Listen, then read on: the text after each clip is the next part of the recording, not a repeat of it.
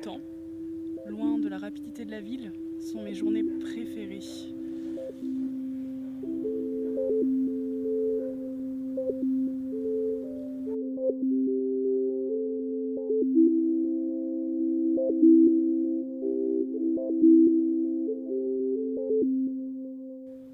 Je vis au rythme de l'escargot. Je me laisse le temps de faire les choses et de les faire à mon rythme. J'essaye vraiment de rompre avec cette rapidité qui est liée à la ville. J'habite dans une très grande ville et tout va très très vite.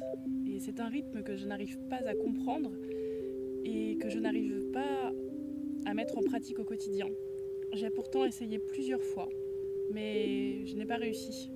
La rupture est trop grande et je pense que, au fond de moi, je suis trop en contradiction avec cette rapidité. J'ai remarqué que depuis que je vis à ce rythme, je fais les choses beaucoup mieux et je prends le temps de réfléchir encore plus à ce que je fais, de beaucoup plus les méditer et de les faire beaucoup plus consciemment. C'est quelque chose de très nouveau et que je ne mettais pas du tout en pratique avant. C'est très étrange en fait de prendre conscience de ce qu'on fait, mais je pense que la plupart des gens qui sont ancrés dans cette rapidité des villes, ancrés dans cette rapidité de la société, ne prennent pas le temps du coup de prendre conscience de tout ça. Et le fait d'avoir une pleine conscience sur nos actes, sur tout ce qu'on peut entreprendre, déjà permet un épanouissement beaucoup plus grand. Je suis beaucoup plus épanouie et beaucoup plus heureuse depuis que je prends le temps de faire les choses à ma manière. Et donc cette pleine conscience dans les actes permet vraiment permet d'aller plus loin dans une démarche. Je pense que cette pleine conscience permet justement de mieux faire les choses et de faire peut-être même plus de choses. Parce que le fait de bien les faire et de bien les comprendre permet d'avoir envie de renouveler l'expérience et de le refaire encore et de le faire encore mieux. Je trouve que ça tire vers le haut en fait. C'est une démarche purement égoïste, mais qui est nécessaire selon moi, parce que je pense que dans notre société actuelle, on a tendance à ne plus du tout penser à soi. On est vraiment... en tout cas, je trouve que l'on est vraiment happé par des occupations et par des occupations, des préoccupations qui sont finalement peut-être un petit peu plus futiles et peut-être un peu plus loin de ce que l'on est vraiment. Et je trouve ça dommage en fait que l'on s'éloigne comme ça de nous, puisque c'est quand même important d'avoir un quotidien qui nous ressemble et de pouvoir développer cette bulle, entre guillemets, cette sphère que chacun a. Et c'est vrai que donc, moi je le fais, je l'ai fait un peu inconsciemment en fait, ça s'est fait tout seul. Je m'en suis rendu compte finalement parce qu'il y a beaucoup de gens qui m'ont dit que je faisais les choses lentement. Et d'ailleurs je suis très contente parce que ce sont des personnes qui comprennent complètement ça et qui ne cherchent pas qui ne me jugent pas ou qui ne me demandent pas de changer de rythme.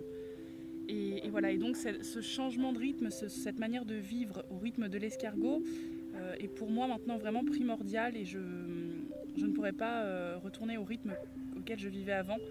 Et clairement, il y a une grande différence entre la personne que j'étais avant et celle que je suis aujourd'hui. Déjà, je trouve que dans ma manière d'être, dans ma manière de parler des choses, de développer, je suis beaucoup plus dans mes pompes, beaucoup plus à l'aise et ça a contribué aussi à ma démarche écologique. Ça a contribué dans ma vie d'artiste. Ça a contribué même au point de vue relationnel avec les autres personnes. Ça a beaucoup... j'ai quelque chose de beaucoup plus sain au quotidien en fait et je trouve que c'est nécessaire d'avoir ce genre de pensée. C'est quelque chose de très minimaliste puisque du coup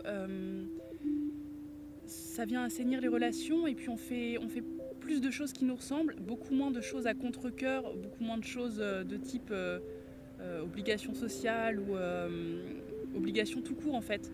Donc je pense qu'on ne devrait vraiment pas s'obliger à faire des choses, s'obliger à avoir des relations qu'on n'a pas envie d'avoir. Et je trouve que ça colle parfaitement aussi avec cette idée d'apparence qui est très liée à la vie, le fait de porter des masques, le fait de on est dans une société qui est très liée aux apparences et ça casse quelque chose en fait, d'unique et quelque chose de juste primordial. Et Et voilà, ce rythme de l'escargot permet de casser ça aussi et de ne plus du tout se forcer à faire des choses dont on n'a pas du tout envie et qui ne sont pas forcément bénéfiques pour nous. Et ça permet vraiment de peser le pour et le contre et de vraiment réfléchir à ce qui est important dans notre vie et ce qui ne l'est pas.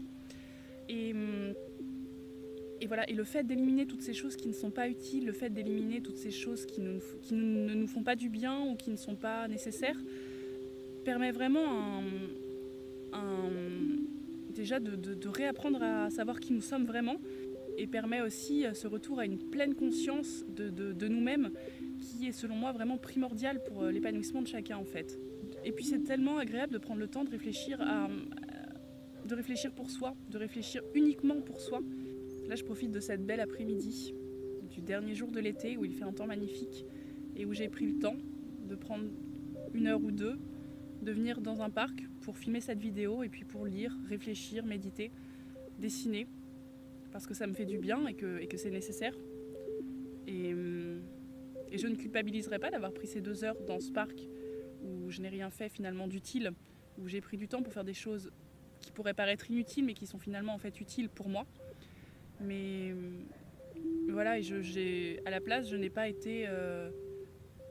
cherché à remplir mon emploi du temps et à essayer de rendre toutes les heures de mon emploi du temps utiles. C'est ça qui est important aussi, c'est je trouve que l'on court toujours après la montre et qu'on est toujours un peu en train de chercher à remplir son emploi du temps et à ce que chaque minute, chaque quart d'heure plutôt soit rendu de manière utile et que tout notre temps soit mis à disposition pour des activités qui soient utiles et qui soient... c'est une sorte de rendement à l'heure en fait. Et maintenant je prends aussi du temps pour faire des choses qui ne soient pas forcément utiles entre guillemets. Je fais des choses inutiles. Des choses inutiles dans le sens où je fais où je prends du temps pour lire, pour créer, pour réfléchir et elles peuvent paraître inutiles au premier abord mais elles sont utiles sur le long terme en fait. Elles sont utiles dans le sens où ce qu'elles vont apporter dans le futur sera bien plus grand en fait que ce qu'elles ont apporté tout de suite aussi. Ce sont des activités liées à la réflexion, à la philosophie, des occupations qui ont une grandeur en fait. Et je pense que ce genre d'activités sont nécessaires vraiment.